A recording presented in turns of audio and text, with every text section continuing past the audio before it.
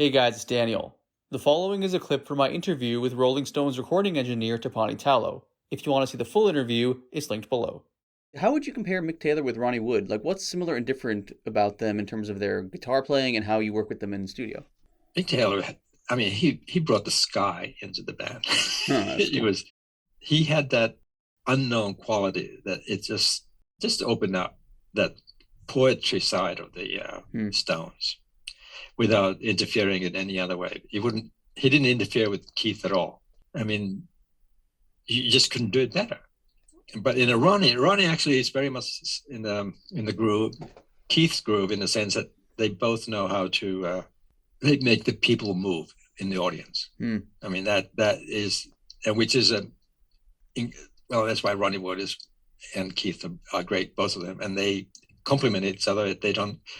I actually recorded a couple of their show endings just because when they really got going, it was just bloody amazing. That's cool. So I know that Ronnie was involved with the sessions during Black and Blue before he was an official member. During that point, was there a feeling he would eventually become an official member? Well, no, he when he arrived, he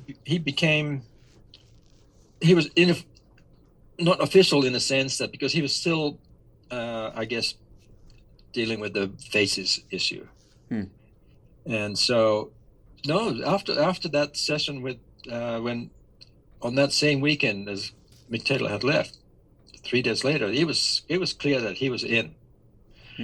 But there was in terms of legal payments and other stuff, he was, that took a while. The Stones made clear that it had to be ironed. First of all, makes you take a little longer instead of just one session to say you're a band member.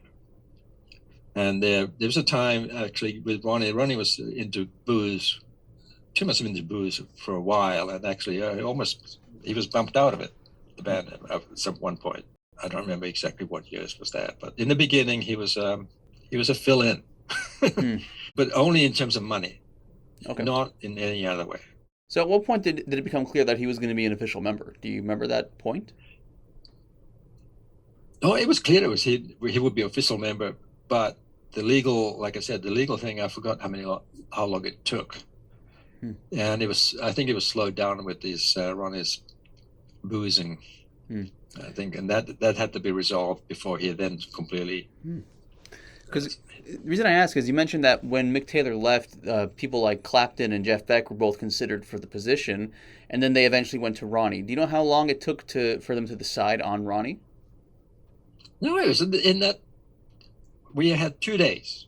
And the first day we had Jeff Beck and the other guy, I keep forgetting his name, and then came Ronnie, and that was it. Okay. It was that clear. I mean, as soon as he turned his amp on, put in 3 chords, there was no question.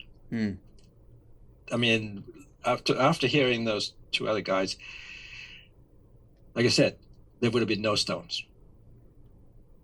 Interesting. Period. Yeah. No, it would have been an awful iceberg situation. I hear you. So did Clapton audition for the band or no? No, Ian Stewart just always wanted him to join. That's funny. And in fact, there was an incredible live conference where Clapton did play in Chicago. I still remember driving and hearing that concert in the car radio. I mean, it was like it would have been, but technically, in terms of personalities, it would have never worked.